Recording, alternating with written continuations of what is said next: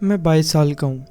ابھی کالج سے نیا گریجویٹ ہوا ہوں اور کچھ ہی وقت پہلے مجھے اپنے پرانے اسکول میں ایک جاب ملی as a computer intern. School کا بیسمنٹ تھوڑا بہترین حالت میں نہیں تھا. بہت سارا سامان بکھرا ہوا ہے، لیکن وہاں ایک چھوٹا سا آفس ہے جو 3 لوگ شیئر کرتے ہیں. آفس اچھا ہے، وہاں 2 منی فریجز ہیں، ایک فلیٹ اسکرین ٹی وی بھی دیوار پر لگا ہوا ہے، اور سب سے اچھی چیز وہاں اے سی بھی ہے جو نہ اسٹوڈنٹس کو ملتا ہے نہ ٹیچرز کو. اور وہاں پر اسکول کے سب سرورز اور کمپیوٹرز کا سامان بھی پڑا ہوا ہے. مجھے یہ جاب اسی لیے ملا کیونکہ میرے 3 پرانے کمپیوٹر ٹیچرز مجھے بہت پسند کرتے تھے. وہ مجھے اپنا دوست سمجھتے تھے. یہ سب میرے لیے ایک بہت بڑا سہارا بنا اور جاب ملنے میں بہت مدد کی. سب کچھ ٹھیک چل رہا تھا جب تک کہ ایک عجیب واقعہ میرے ساتھ کچھ ہفتے پہلے ہوا. میرے 2 کوورکرز جو میرے ساتھ کام کرتے ہیں، ان کا نام ہے شاہد اور سمیر. اس دن وہ دونوں آفس میں نہیں تھے، کسی کام سے اوپر گئے ہوئے تھے. لنچ بریک میں اپنا سینڈوچ کھا رہا تھا جب مجھے فرنٹ آفس سے ایک عورت کا فون آیا. اس نے کہا کہ اسکول کا لاک ڈاؤن کر دیا گیا ہے اور اسکول میں کوئی مسلح شخص گھس آیا ہے.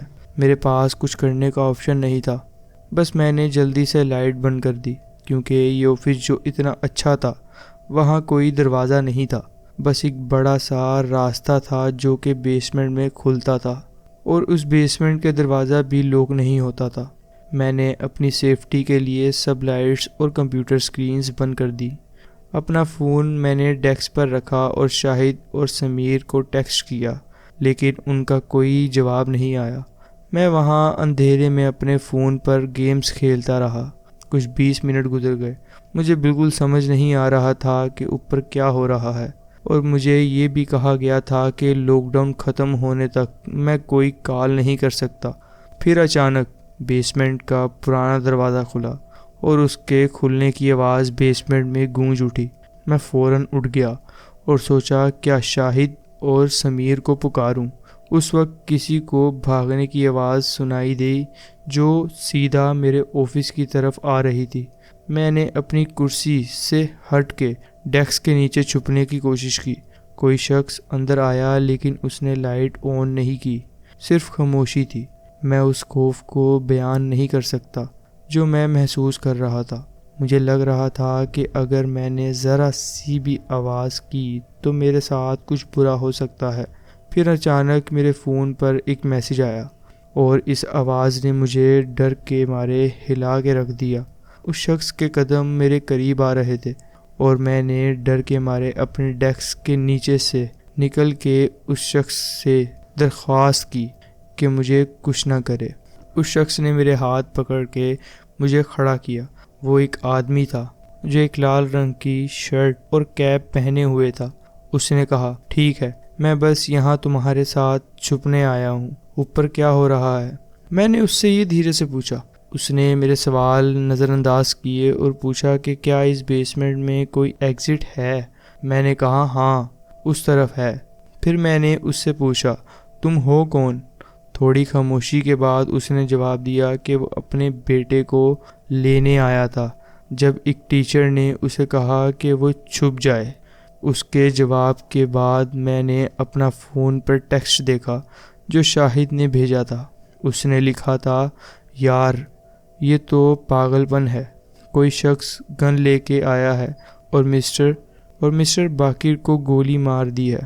اس شخص نے لال شرٹ اور کیپ پہنی ہے. جو بھی کرنا اوپر مت آنا. میں اس شخص کو یہ ٹیکسٹ سنانے ہی والا تھا کہ مجھے اچانک کچھ عجیب محسوس ہوا. اس شخص نے مجھے گھور کے دیکھا. شاید اس شخص نے میرے شک کو محسوس کر لیا.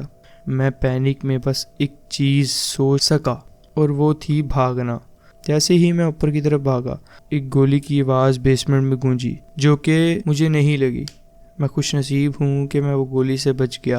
مجھے اوپر پہنچنے کے بعد پتہ چلا کہ پولیس ہر ایگزٹ پہ موجود تھی اور اس شخص کے بیسمنٹ کے ایگزٹ پر ہی پکڑ لیا گیا جب وہ وہاں سے نکلنے کی کوشش کر رہا تھا۔ خوشخبری یہ تھی کہ ہمارے ٹیچر مسٹر باقر زندہ تھے اور وہ گولی لگنے کے باوجود بچ گئے تھے۔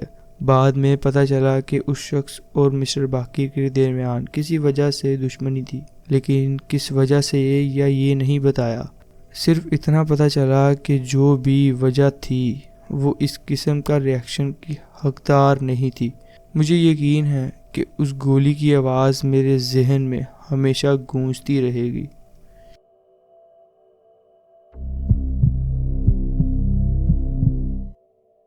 میرے اسکول میں 2 لنچ پیریڈز ہوتے ہیں۔ پہلے لنچ پیریڈ میں 6ٹھی کلاس کے بچے اور کچھ 7ویں کلاس کے بچوں کے لیے ہوتا ہے، اور دوسرے لنچ پیریڈ 7ویں کے باقی بچوں اور 8ویں کے بچوں کے لیے ہوتا ہے۔ یہ لاک ڈاؤن اکتوبر کے سٹارٹ میں ہوا تھا۔ جب لاک ڈاؤن شروع ہوا تو آسمان پر بادل چھائے ہوئے تھے اور بارش ہو رہی تھی۔ لنچ پیریڈ کے دوران اچانک مجھے 4 زوردار دھماکے سنائی دیے۔ پہلے تو مجھے لگا کہ بجلی چمک رہی ہے، مگر لنچ ایریا میں سب لوگ چیخنے لگ گئے۔ میں نے سوچا شاید بچے مذاق کر رہے ہیں، لیکن پھر کیمپس سیکیورٹی آیا اور چلانے لگا کہ سب لوگ ملٹی پرپز روم میں چلے جائیں۔ جو بچے لائن میں کھانا لے رہے تھے انہیں اپنا لنچ وہیں چھوڑ کر اندر آنا پڑا۔ میں اور میرے کچھ دوست بھی اندر گئے اور بہت سے اور بچے بھی اندر آ گئے۔ سب کو یہ جاننے کا شوق تھا کہ کیا ہو رہا ہے۔ ہمارے ملٹی پرپز روم کافی بڑا ہے اور اس کی پچھلی دیوار کے اوپر کانچ لگا ہوا ہے جو بالکل سی تھرو ہے۔ جب ہم اندر پہنچے تو سیکیورٹی نے اس کانچ پر پردہ ڈال دیا اور ہر ایگزٹ پر ایک اڈلٹ موجود کر دیا۔ میرا دوست احمد بھی اتنا ہی کیوریس تھا جتنا ہم تھے،